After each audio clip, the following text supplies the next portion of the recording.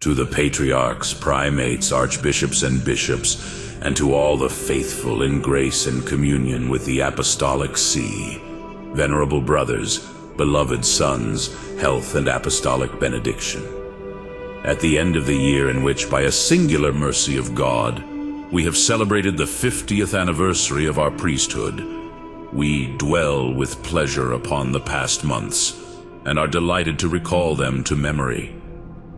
And not without reason, for the occasion, which regarded us in a personal manner, was of itself neither great nor extraordinary, and yet moved the goodwill of all men to a very great degree, to rejoice with and congratulate us, so that there was nothing left to be desired.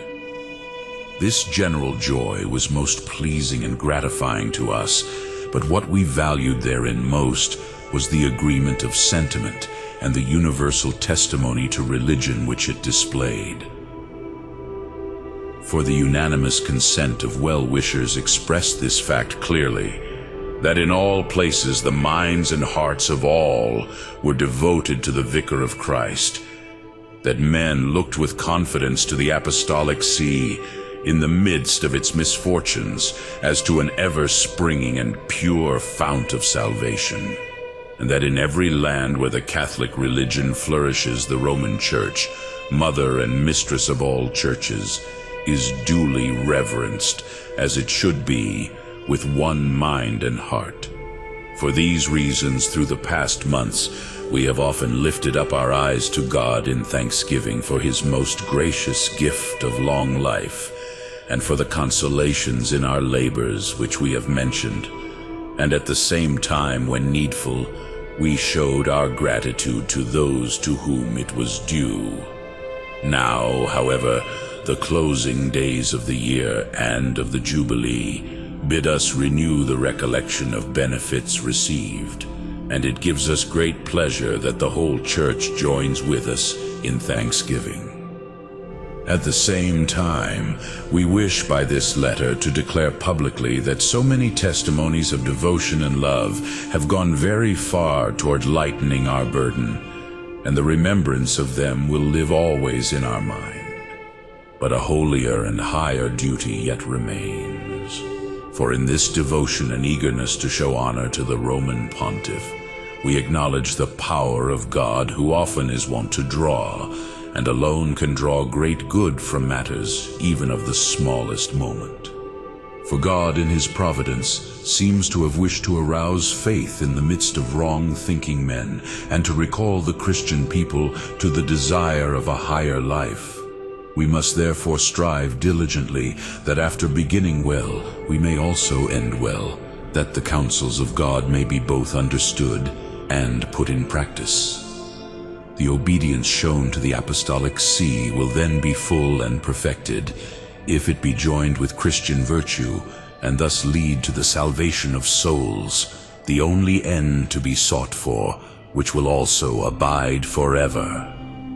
In the exercise of our high apostolic office bestowed upon us by the goodness of God, we have many times, as in duty bound, undertaken the defense of truth, and have striven to expound particularly those doctrines which seem to be most useful to all, in order watchfully and carefully to avoid the dangers of error. But now, as a loving parent, we wish to address all Christians, and in homely words, to exhort all to lead a holy life. For beyond the mere name of Christian, beyond the mere profession of faith, Christian virtues are necessary for the Christian, and upon this depends not only the eternal salvation of their souls, but also the peace and prosperity of the human family and brotherhood. If we look into the kind of life men lead everywhere, it would be impossible to avoid the conclusion that public and private morals differ much from the precepts of the gospel. Too sadly, alas, do the words of the Apostle St. John apply to our age. All that is in the world is the concupiscence of the flesh, and the concupiscence of the eyes, and the pride of life. For in truth, most men, with little care whence they come or whither they go, place all their thoughts and care upon the weak and fleeting goods of this life. Contrary to nature and right reason, they willingly give themselves up to those ways of which their reason tells them they should be the masters.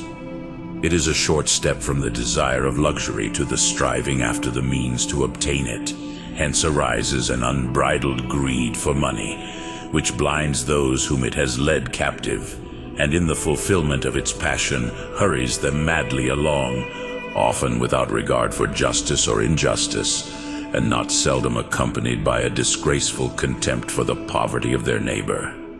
Thus, many who live in the lap of luxury call themselves brethren of the multitude whom in their heart of hearts they despise. And in the same way, with minds puffed up by pride, they take no thought to obey any law or fear any power. They call self-love liberty, and think themselves born free like a wild ass's colt.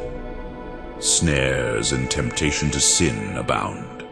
We know that impious or immoral dramas are exhibited on the stage, that books and journals are written to jeer at virtue and ennoble crime, that the very arts, which were intended to give pleasure and proper recreation, have been made to minister to impurity. Nor can we look to the future without fear, for new seeds of evil are sown, and as it were poured into the heart of the rising generation. As for the public schools, there is no ecclesiastical authority left in them, and in the years when it is most fitting for tender minds to be trained carefully in Christian virtue, the precepts of religion are for the most part unheard. Men more advanced in age encounter a yet graver peril from evil teaching, which is of such a kind as to blind the young by misleading words, instead of filling them with the knowledge of the truth. Many nowadays seek to learn by the aid of reason alone, laying divine faith entirely aside, and, through the removal of its bright light, they stumble and fail to discern the truth, teaching, for instance, that matter alone exists in the world, that men and beasts have the same origin and a like nature. There are some indeed who go so far as to doubt the existence of God, the ruler and maker of the world, or who err most grievously, like the heathens, as to the nature of God. Hence the very nature and form of virtue, justice and duty are of necessity destroyed. Thus it is that while they hold up to admiration the high authority of reason and unduly elevate the subtlety of the human intellect, they fall into the just punishment of pride through ignorance of what is of more importance. When the mind has thus been poisoned, at the same time the moral character becomes deeply and essentially corrupted, and such a state can only be cured with the utmost difficulty in this class of men, because on the one hand, wrong opinions vitiate their judgment of what is right, and on the other, the light of Christian faith, which is the principle and basis of all justice, is extinguished. In this way, we daily see the numerous ills which afflict all classes of men. These poisonous doctrines have utterly corrupted both public and private life.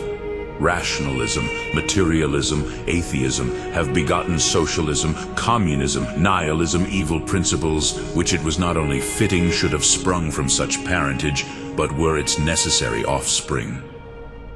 In truth, if the Catholic religion is willfully rejected, whose divine origin is made clear by such unmistakable signs, what reason is there why every form of religion should not be rejected, not upheld by such criteria of truth? If the soul is one with the body, and if therefore no hope of a happy eternity remains when the body dies, what reason is there for men to undertake toil and suffering here in subjecting the appetites to right reason?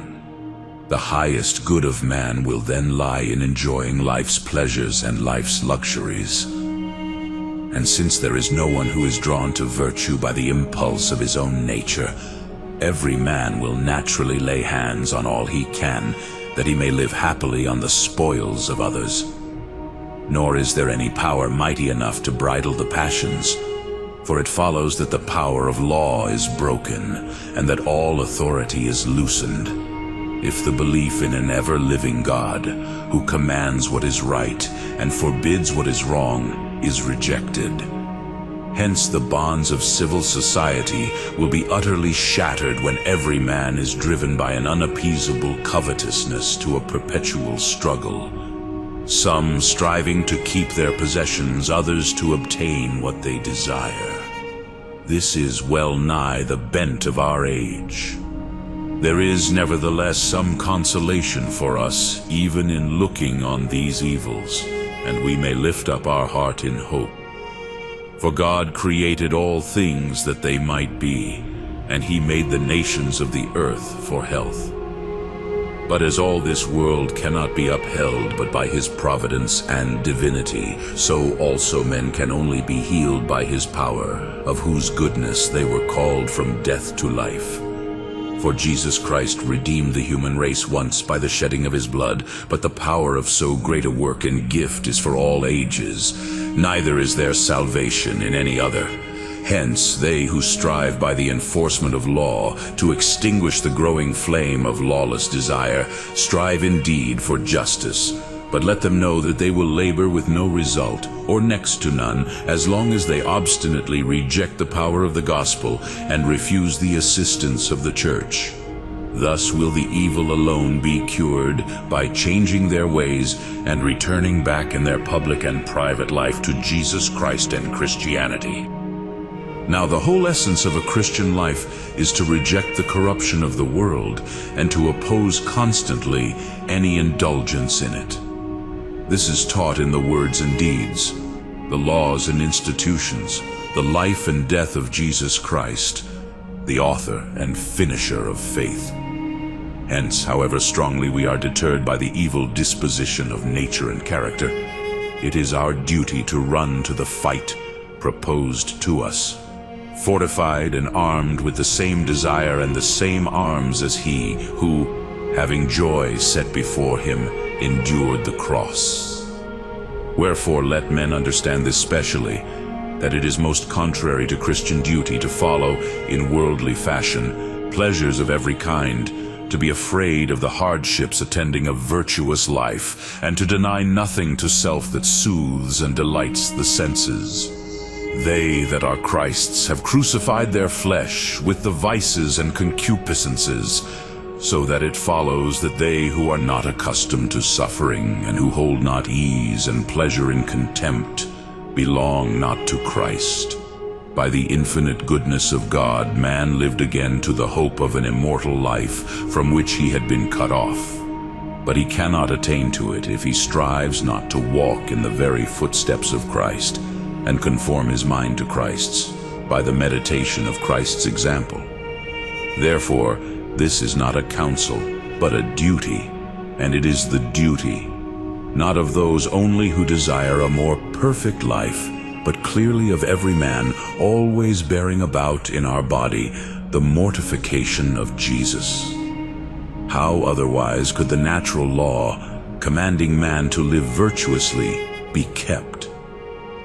For by holy baptism, the sin which we contracted at birth is destroyed, but the evil and tortuous roots of sin, which sin has engrafted and by no means removed, this part of man which is without reason, although it cannot beat those who fight manfully by Christ's grace, nevertheless struggles with reason for supremacy, clouds the whole soul, and tyrannically bends the will from virtue with such power that we cannot escape vice or do our duty except by a daily struggle.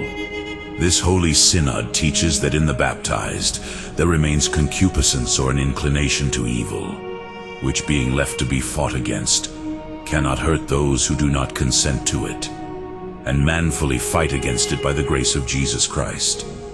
For he is not crowned who does not strive lawfully. There is in this struggle a degree of strength to which only a very perfect virtue, belonging to those who, by putting to flight evil passions, has gained so high a place as to seem almost to live a heavenly life on earth. Grant that few attain such excellence. Even the philosophy of the ancients taught that every man should restrain his evil desires, and still more and with greater care, those who from daily contact with the world have the greater temptations. Unless it be foolishly thought that where the danger is greater watchfulness is less needed, or that they who are more grievously ill need fewer medicines. But the toil which is born in this conflict is compensated by great blessings, beyond and above heavenly and eternal rewards, particularly in this way, that by calming the passions, nature is largely restored to its pristine dignity. For man has been born under this law, that the mind should rule the body, that the appetites should be restrained by sound sense and reason, and hence it follows that putting a curb upon our masterful passions is the noblest and greatest freedom. Moreover, in the present state of society, it is difficult to see what man could be expected to do without such a disposition. Will he be inclined to do well who has been accustomed to guide his actions by self-love alone? No man can be high-souled, kind, merciful, or restrained, who has not learnt self-conquest and a contempt for this world when opposed to virtue. And yet it must be said that it seems to have been predetermined by the counsel of God that there should be no salvation to men without strife and pain. Truly, though God has given to man pardon for sin, he gave it under the condition that his only begotten Son should pay the due penalty. And although Jesus Christ might have satisfied divine justice in other ways, nevertheless, he preferred to satisfy by the utmost suffering and the sacrifice of his life. Thus, he has imposed upon his followers this law, signed in his blood, that their life should be an endless strife with the vices of the age. What made the apostles invincible in their mission of teaching truth to the world? What strengthened the martyrs innumerable in their bloody testimony to the Christian faith, but the readiness of their soul to obey fearlessly his laws? And all who have taken heed to live a Christian life and seek virtue have trodden the same path. Therefore we must walk in this way if we desire either our own salvation or that of others. Thus, it becomes necessary for everyone to guard manfully against the allurements of luxury. And since on every side there is so much ostentation in the enjoyment of wealth, the soul must be fortified against the dangerous snares of riches, lest straining after what are called the good things of life, which cannot satisfy and soon fade away, the soul should lose the treasure in heaven which faileth not. Finally, this is matter of deep grief, that free thought and evil example have so evil an influence in enervating the soul, that many are now almost ashamed of the name of Christian, a shame which is the sign either of abandoned wickedness or the extreme of cowardice, each detestable and each of the highest injury to man. For what salvation remains for such men, or on what hope can they rely if they cease to glory in the name of Jesus Christ? If they openly and constantly refuse to mold their lives on the precepts of the gospel? It is the common complaint that the age is barren of brave men. Bring back a Christian code of life, and thereby the minds of men will regain their firmness and constancy. But man's power by itself is not equal to the responsibility of so many duties. As we must ask God for daily bread for the sustenance of the body, so must we pray to him for strength of soul, for its nourishment in virtue. Hence that universal condition and law of life, which we have said is a perpetual battle, brings with it the necessity of prayer to God. For, as is well and wisely said by St. Augustine, pious prayer flies over the world's barriers and calls down the mercy of God from heaven. In order to conquer the emotions of lust and the snares of the devil, lest we should be led into evil, we are commanded to seek the divine help in the words, "Pray that ye enter not into temptation." How much more is this necessary if we wish to labor for the salvation of others? Christ our Lord, the only begotten Son of God, the source of all grace and virtue, first showed by example what he taught in word. He passed the whole night in the prayer of God, and when nigh to the sacrifice of his life, he prayed the longer. The frailty of nature would be much less fearful, and the moral character would grow weak and enervated with much less ease, if that divine precept were not so much disregarded and treated almost with disdain. For God is easily appeased and desires to aid men, having promised openly to give his grace in abundance to those who ask for it. Nay, he even invites men to ask, and almost insists with most loving words, I say unto you, ask, and it shall be given you. Seek, and you shall find. Knock, and it shall be opened to you. And that we should have no fear in doing this with confidence and familiarity.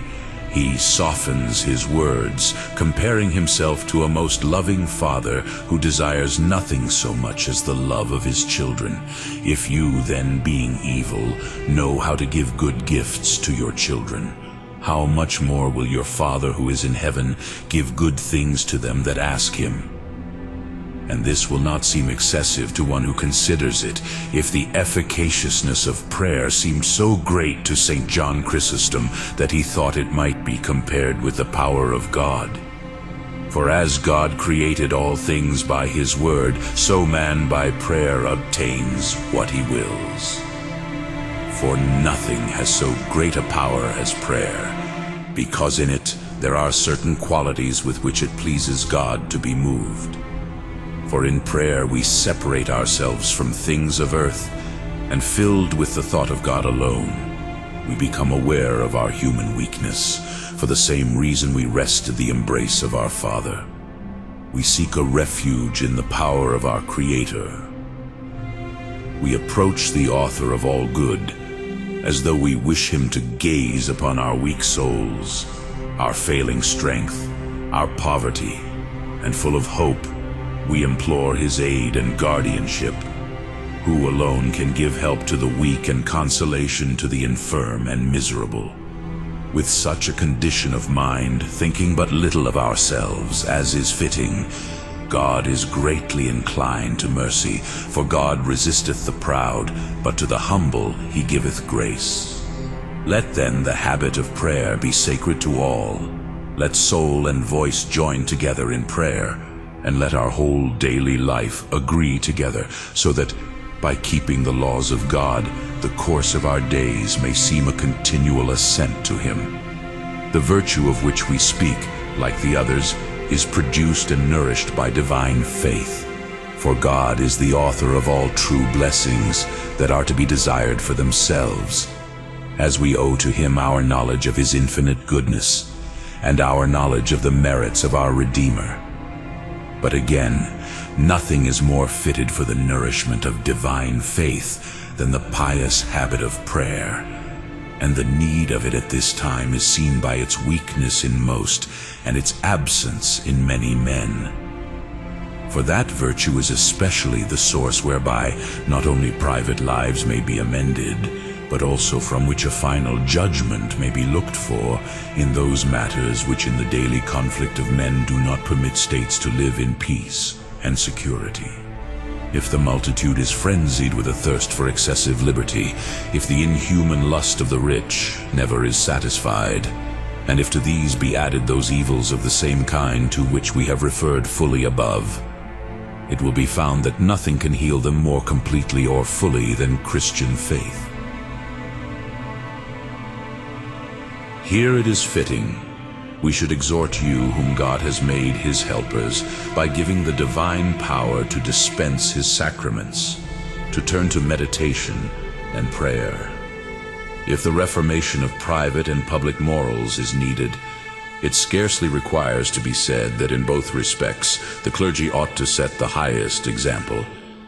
Let them therefore remember that they have been called by Jesus Christ, the light of the world, that the soul of the priest should shine like a light illuminating the whole world, the light of learning, and that in no small degree is needed in the priest, because it is his duty to fill others with wisdom, to destroy errors, to be a guide to the many in the steep and slippery paths of life. Learning ought to be accompanied by innocence of life, because in the reformation of man, example is far better than precept. Let your light shine before men, that they may see your good works. The meaning of the divine word is that the perfection of virtue in priests should be such that they should be like a mirror to the rest of men. There is nothing which induces others more effectively to piety and the worship of God than the life and example of those who have dedicated themselves to the divine ministry. For since they are separated from the world and placed in a higher sphere, others look on them as though on a mirror to take examples from them. Therefore, if all men must watchfully heed against the allurements of sin and against seeking too eagerly fleeting pleasures, it is clear how much more faithful and steadfast ought priests to be. The sacredness of their dignity, moreover, as well as the fact that it is not sufficient to restrain their passions, demands in them the habit of stringent self-restraint, and also a guard over the powers of the soul, particularly the intellect and will, which hold the supreme place in man. Thou who hast the mind to leave all, says Saint Bernard, remember to reckon thyself among what thou wouldst abandon. Nay, deny thyself first and before everything. Not before the soul is unshackled and free from every desire will men have a generous zeal for the salvation of others, without which they cannot properly secure their own everlasting welfare.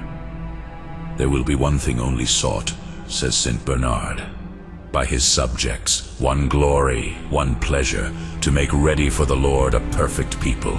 For this they will give everything with much exertion of mind and body, with toil and suffering, with hunger and thirst, with cold and nakedness. The frequent meditation upon the things of heaven wonderfully nourishes and strengthens virtue of this kind, and makes it always fearless of the greatest difficulties for the good of others. The more pains they take to meditate well, the more clearly will they understand the greatness and holiness of the priestly office.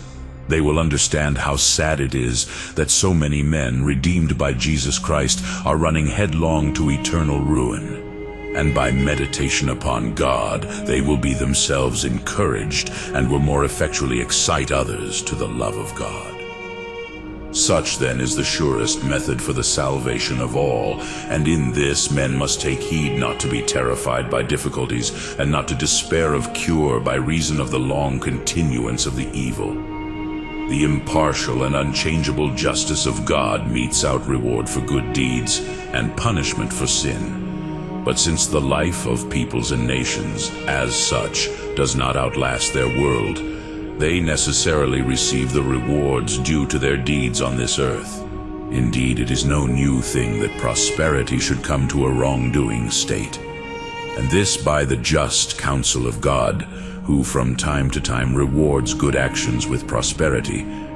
For no people is altogether without merit, and this Augustine considered was the case with the Roman people.